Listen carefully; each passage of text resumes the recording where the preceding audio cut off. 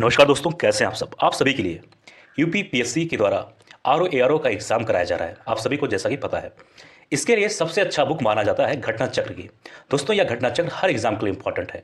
PCS, UPPCS, किसी भी state PCS, UPSC, RO ARO, हर एग्जाम के लिए। तो दोस्तों, हमारा एक छोटा सा कोशिश है कि आरओ एआरओ एग्जाम के लिए आप सभी के लिए घटना चक्र का इंपॉर्टेंट से इंपॉर्टेंट क्वेश्चन लाया जाए। तो दोस्तों, इसी सिलसिले में ये छोटा सा सीरीज आप सभी के लिए।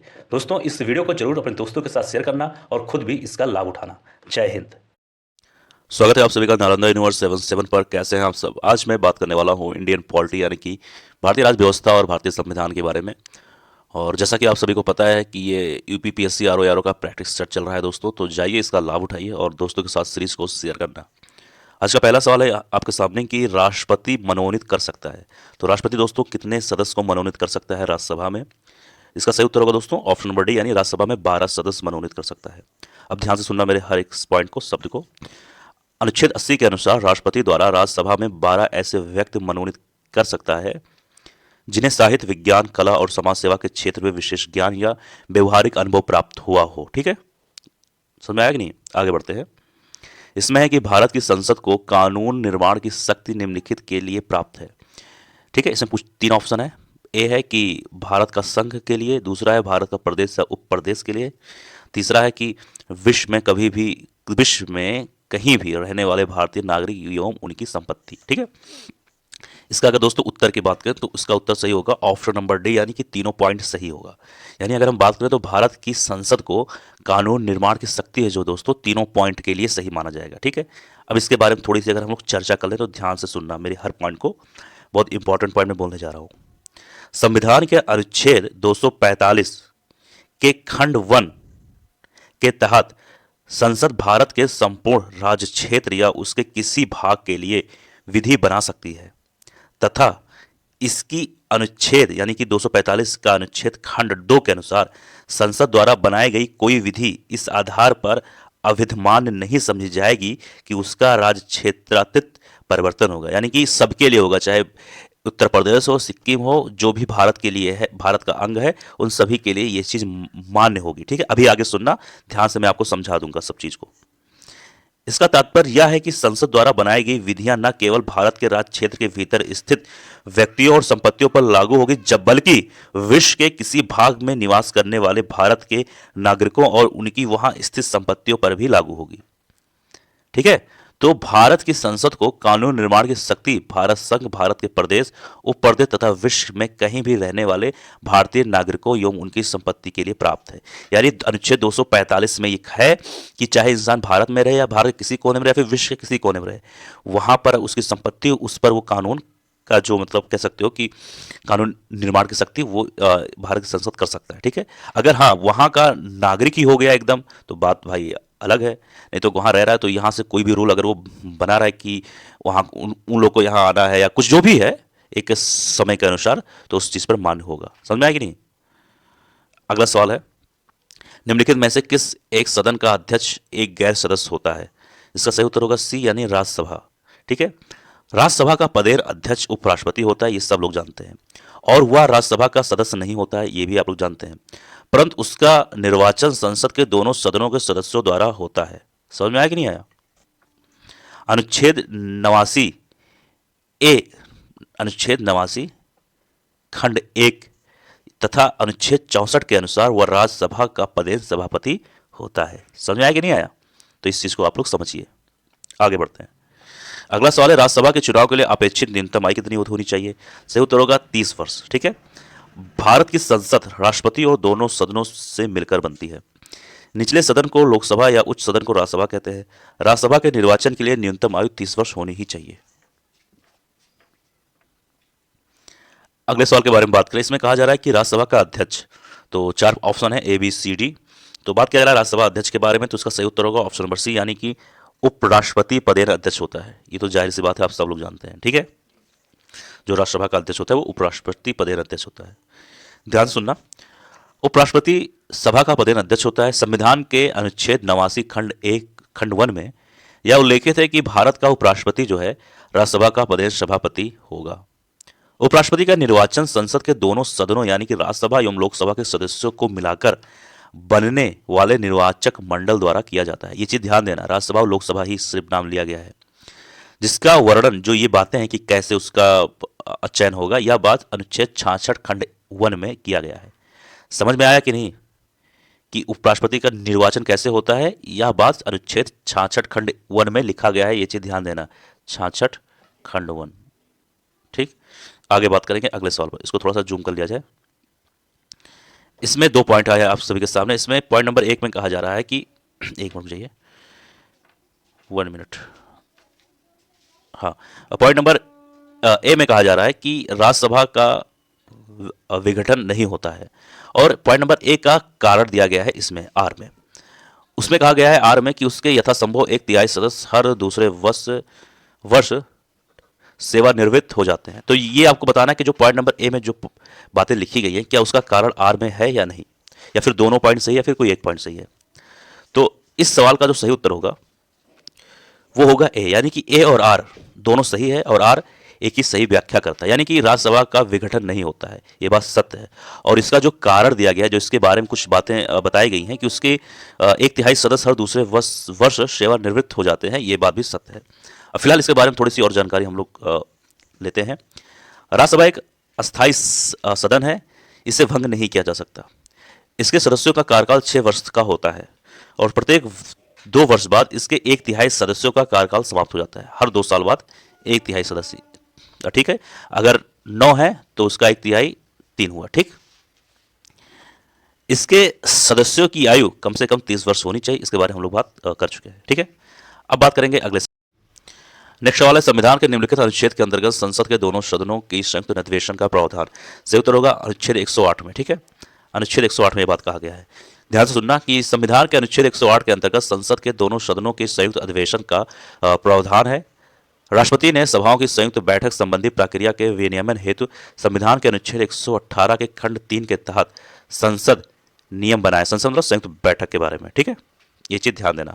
और अनुच्छेद 118 के खंड 4 के अनुसार दोनों सदनों की संयुक्त बैठक में लोकसभा का अध्यक्ष या फिर उसके प्रेजेंट न रहने पे जो भी नियम बनाए जाएंगे उसके अनुसार उस चीज का संयुक्त बैठक का अध्यक्षता वो इंसान करेगा। पहले लोकसभा अध्यक्ष, अगर वो नहीं उस समय प्रेजेंट है तो जो 118 अनुच्छेद 118 के तहत 118 अनुच्छेद 118 खंड 3 के तहत जो भी नियम बनाया जाएगा उसके तहत जिसको भी नियुक्त किया जाएगा वो उस चीज की अध्यक्षता करेगा, ठीक है। आगे बढ़ते हैं, इसको थोड़ा जूम कर लिया जाए। इसमें कहा जा रहा है आप सभी के सामने 2 पॉइंट है। एक में है कथन 1 वो ए, इसमें कहा जा रहा है कि सूचना का अधिकार अधिनियम साधारणता नौकरशाही में उत्तरदायित्व का मनोभाव बढ़ाने के लिए जिम्मेदार रहा है। आर है इसका कारण, इसे वंचित प्रभाव उत्पन्न करने के लिए अभी मीलों तक यात्रा करनी है। अब इसका पॉइंट नंबर ए का जो कारण है इसमें दिया गया है, ठीक है। तो आपको ये बताना है कि सही है या फिर नहीं सही है। तो अगर इसके उत्तर की बात करें दोस्तों, तो इसका उत्तर सही होगा ऑप्शन नंबर बी यानी कि ए और आर दोनों सही है, परंतु आर जो है एक ही सही व्याख्या नहीं है। देखो पॉइंट ए और आर जो है अपने आप में तो सही है, ऐसा नहीं कि गलत है, ये भी सही है ये भी सही, लेकिन अगर हम बात करें कि क्या आर एक ही सही व्याख्या करता है तो भाई साहब ऐसा बात नहीं है, ठीक है। समझ में आया कि नहीं? यानी कि सूचना का अधिकार अधिनियम साधारणता नौकरशाही में उत्तरदायित्व का मनोभाव बढ़ाने के लिए जिम्मेदार रहा है, ये भी बात सही है।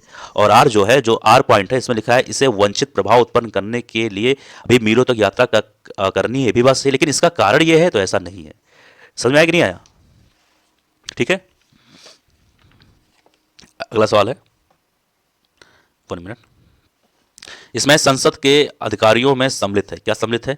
सही उत्तर होगा ऑप्शन नंबर डी यानी कि सभी चारों पॉइंट सही है, यानी कि अध्यक्ष लोकसभा, उपाध्यक्ष लोकसभा, महासचिव लोकसभा, अध्यक्ष राज्यसभा, ठीक है। इसे पूछा गया संसद के अधिकारियों में सम्मिलित है, तो सही उत्तर आप लोगों ने जान लिया, डी होगा, यानी कि चारों पॉइंट सही है। अब ध्यान सुनना, संविधान के अनुसार संसद के अधिकारियों में सम्मिलित है राज्यसभा का सभापति एवं उपसभापति, जो कि अनुच्छेद 89 में दिया गया है। मैं हर बात को बढ़िया से आप सभी को समझा रहा हूं कि संविधान के अनुसार संसद के अधिकारियों में कौन कौन सम्मिलित है, ध्यान से सुनना। उसमें आता है राज्यसभा का सभापति और उपसभापति, जो कि अनुच्छेद 89 में दिया गया है, यहां लिख देता हूं, ठीक। लोकसभा का अध्यक्ष एवं उपाध्यक्ष, ये अनुच्छेद 93 में है, ये भी आप लोग जान लो। संसद का सचिवालय, ये अनुच्छेद 98 में है, ठीक। समझ में आया कि नहीं आया? अब आगे बढ़ते हैं अगले सवाल पर। इसमें भारतीय संविधान के किस अनुच्छेद के अंतर्गत अंतर्राष्ट्रीय समझौतों को प्रभावी बनाने हेतु संसद राज्य सूची के विषय पर कानून बना सकती है? तो इसका सही उत्तर होगा ऑप्शन नंबर डी यानी कि अनुच्छेद 253 के तहत, ठीक है। इसमें क्या कहा गया है कि भारतीय संविधान किस अनुच्छेद के अंतर्गत अंतर्राष्ट्रीय समझौते को, तो यहाँ पर क्या पॉइंट है, अंतर्राष्ट्रीय। तो इस चीज को समझना कि अंतर्राष्ट्रीय के लिए 253 अनुच्छेद जिम्मेदार है। लेकिन अब आप लोग को यह भी मालूम होना चाहिए कि अनुच्छेद 249 क्या है, 250 क्या है, 252 क्या है। अब एक एक करके आप लोग थोड़ा सा जान लो। अनुच्छेद पहले 249 के बारे में ध्यान सुनना। अनुच्छेद 249 के तहत यदि राज्यसभा उपस्थित और मत देने वाले सदस्यों के 2/3, ध्यान देना 2/3 यानी 2/3 बहुमत से ऐसा प्रस्ताव पारित करें कि राष्ट्रहित में राज्य सूची के किसी विषय पर संसद द्वारा कानून बनाना आवश्यक है। यानी कि अगर राज्यसभा द्वारा कोई ऐसा बिल लाया जाता है उसके 2/3 बहुमत के द्वारा, जो कहीं ना कहीं राष्ट्रहित के लिए बहुत उपयोगी माना जाता है, तो कहीं ना कहीं संसद द्वारा कानून बनाना कहीं ना कहीं आवश्यक हो जाता है। ठीक है, तो संसद उस विषय पर कानून बना सकती है। ठीक है, ऐसा नहीं कि आपको बनाना ही पड़ेगा, लेकिन बनाना आवश्यक है। मैं बनाना चाहिए, कहीं ना कहीं उसको मान सकते हो कि हाँ आवश्यक ही है, मतलब हाँ बनाना पड़ेगा, ऐसा टाइप का। ठीक है, ये हो गया 249। अब 250 के बारे में सुनो। 250 के तहत राष्ट्रीय आपात की स्थिति में, ठीक है, राष्ट्रीय आपात की स्थिति, कोई चीज हो राष्ट्रीय अगर आपात की स्थिति है तो उस पर संसद मतलब कह सकते हो कानून बना सकता है। ठीक है, 250 के तहत। 252 में क्या है, 2 या अधिक राज्यों के अनुरोध पर उन राज्यों के लिए अगर कोई चीज कानून बनाना है 2 या 2 से अधिक राज्यों के लिए, तो 252 के तहत संसद कानून बना सकता है। और 253 में डी वाले तो जान ही गया, अंतर्राष्ट्रीय समझौता। ठीक है, समझ में आया कि नहीं। तो एक चीज और सुन लो, अगर पूछ लिया जाए कभी कि 352 में क्या है, तो राष्ट्रीय आपात की उद्घोषणा के दौरान संसद कानून बना सकता है, राष्ट्रीय आपातकाल में। ठीक है, जो कि 352 अनुच्छेद है, जान लो। हर अनुच्छेद को मैं आपको बढ़िया समझा रहा हूं जी, जान लो कि उद्घोषणा के परिवर्तन में होने की स्थिति में। ठीक है, अनुच्छेद 252 आपको समझ में आया कि नहीं आया, बस ठीक है। अब अनुच्छेद 256 जान लो, राष्ट्रपति शासन के दौरान। ठीक है कि नहीं, तो ये सब चीज आपको मालूम होना चाहिए। अगला सवाल है, निम्नलिखित में से कौन सा विषय धन विधेयक के उपबंध में सम्मिलित नहीं किया गया। इसका सही उत्तर होगा, एक मिनट जाइए, ऑप्शन नंबर डी यानी क्या है इसमें, जुर्माने या अर्थदंड से संबंधित उपबंध। यानी कि संविधान के अनुच्छेद 110, ध्यान देना, में धन विधेयक की परिभाषा दी गई। अगर पूछ लिया जाए कि धन विधेयक जो है दोस्तों ये कौन से अनुच्छेद में है, तो 110 में है, ये चीज ध्यान देना। ठीक, इसके अनुसार धन विधेयक में कर से संबंधित उपबंध, उधार लेने से संबंधित उपबंध या संचित निधि एवं आकस्मिकता निधि की अभिरक्षा से संबंधित उपबंध तो शामिल है, परंतु जुर्माने या अर्थदंड से संबंधित उपबंध इसमें सम्मिलित नहीं है। और पूछा क्या गया है, नहीं किया गया है, तो डी ही होगा। इसका मतलब ए बी सी ये सब चीजें इसमें सम्मिलित हैं, लेकिन डी वाला पॉइंट नहीं सम्मिलित है। समझ में आया कि नहीं आया, आगे बढ़ते हैं। इसमें है कि राज्यसभा में धन विधेयक प्राप्त होने के कितने दिनों के अंदर इसे लोकसभा को वापस किया जाना चाहिए। इसका सही उत्तर होगा बी, यानी कि 14 दिनों के अंदर। ठीक है, तो संविधान के अनुच्छेद 109 खंड 1 के तहत, अनुच्छेद 109 खंड 1, ठीक है, के अनुसार धन विधेयक जो है राज्यसभा में पुनः स्थापित नहीं किया जा सकता है, ये चीज ध्यान देना। ठीक है, और राज्यसभा अधिकतम 14 दिनों तक अपने पास रख सकती है। ठीक, जैसे राज्यसभा में क्या पूछा गया, राज्यसभा में धन विधेयक प्राप्त होने के कितने दिनों के अंदर इसे लोकसभा को वापस किया जाना चाहिए, तो 14 दिन तक। ऐसा नहीं कि लोकसभा ने वहां भेजा फिर उसके बाद में ऐसा हो कि ये कुछ असंशोधन इसमें कुछ कर दे फिर भेजे फिर वापस आएगा, ऐसा कुछ नहीं है। 14 दिन तक अपने पास रखो, नहीं तो फिर वापस, समझे कि नहीं।